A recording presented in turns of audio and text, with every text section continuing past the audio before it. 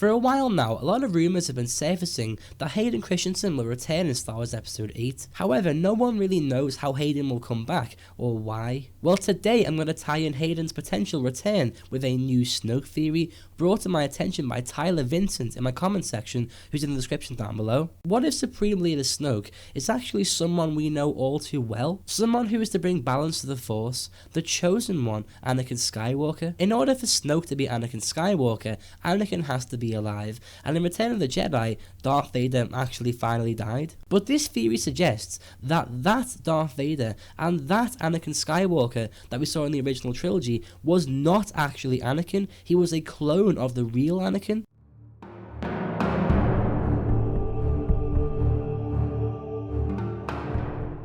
After the duel that took place between Anakin and Obi-Wan on Mustafar in Episode 3, Anakin is left in a condition that is the closest to being dead you can possibly be. That rhymed. He literally had all his limbs cut off by Obi-Wan Kenobi, except for, of course, his robotic arm. Not only were Anakin's limbs cut off, but he literally was set on fire by the lava he was laying next to. How Anakin survived is a mystery. So given Anakin's injuries, and given his weakness in the eyes of the Emperor since he did lose to Obi-Wan, the Emperor no longer requires him.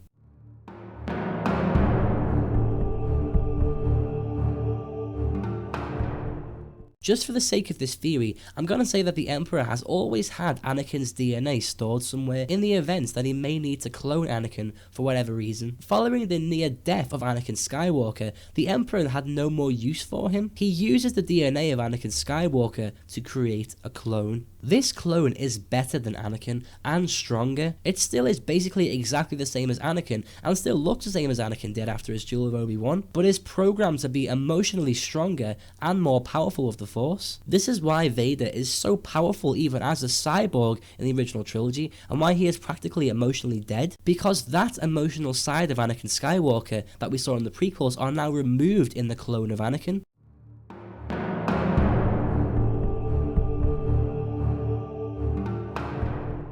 Following Anakin's loss to Obi-Wan Kenobi, and following Anakin's disabled state, the Emperor disposes of Anakin to create his clone. The Emperor placed prosthetic limbs on Anakin, making him think that he's still going to be his apprentice, and brings Anakin, who is still extremely weak and can barely move, to the Jedi Temple on Coruscant, which is now essentially destroyed and all the Jedi in it dead. Thanks to Anakin himself. He drops Anakin on the floor of the Jedi Council room and tells the troopers who are carrying Vader to leave the room. He tells Anakin that he failed and that he no longer requires him. He tells him that he will die here in the temple as a pathetic Jedi and not as a Sith Lord like Sidious thought he was going to be. He tells Anakin that he will be replaced and that Padme is dead because of his anger and recklessness. He thanks Vader for doing exactly what he wanted, laughs, and then leaves the fallen Jedi, lying in the center of the room in which he first entered as a 9-year-old boy. Anakin, now nearly dead, vows to return. He doesn't know when, but he knows he will get his revenge. Hateful now of both Sith and Jedi, and wanting both breeds of the Force to be dead, he knows what he needs to do. Anakin uses what Force he has left to give himself the strength to escape the Jedi Temple and start his new life with one goal in mind.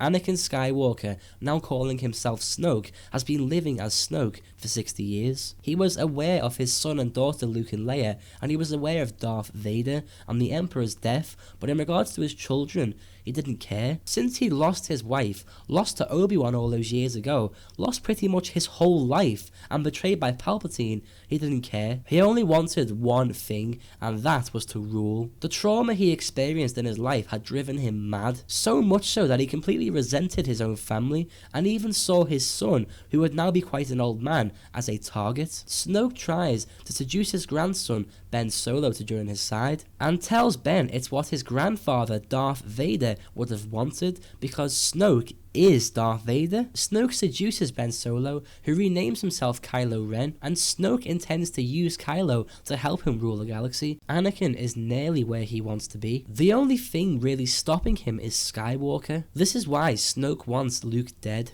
He is his son, but Snoke doesn't care. He stopped caring years ago. Luke is a threat to Snoke's power, and Luke must be stopped.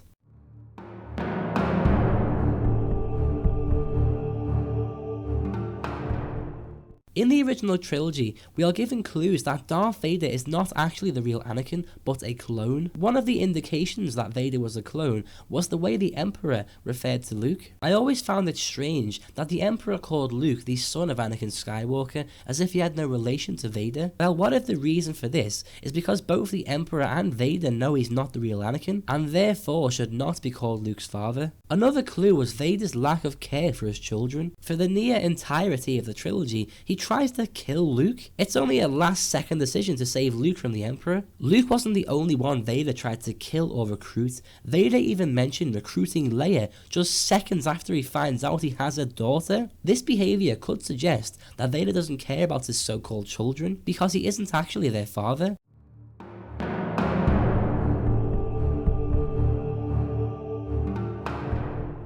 This would explain how Snoke looks like Vader. They have pretty much the exact same scars and skin tone in the exact same places, and it would kind of explain why. It would be an extremely interesting twist. Like, Star Wars kind of thrives on plot twists and stuff like that. This would be a huge plot twist. It would explain Hayden coming back to the role for episode 8, potentially in a flashback scene, and for those who think cloning wouldn't happen in Star Wars, it already has in The Force Unleashed 2. Darth Vader actually cloned his secret apprentice, Starkiller. Overall, I do like this theory. It ties in Hayden Christensen, Anakin Skywalker, maybe some flashbacks, it's got a few good points in there, and I think it actually could work, not to mention it being a really good twist. Thanks again to Tyler Vincent for this idea. He's in the description down below. If you enjoyed this theory and want to show your friends, then please share this video and get it out there. Drop a like if you enjoyed, that helps me out tremendously. If I sound a bit strange, I've got a sore throat. I've been quite sick recently, that's why the past week or so I've sounded pretty weird in my videos, so I apologise for that. Subscribe to me for more regular Star Wars videos. Thanks so much for watching, guys, and I'll see you soon.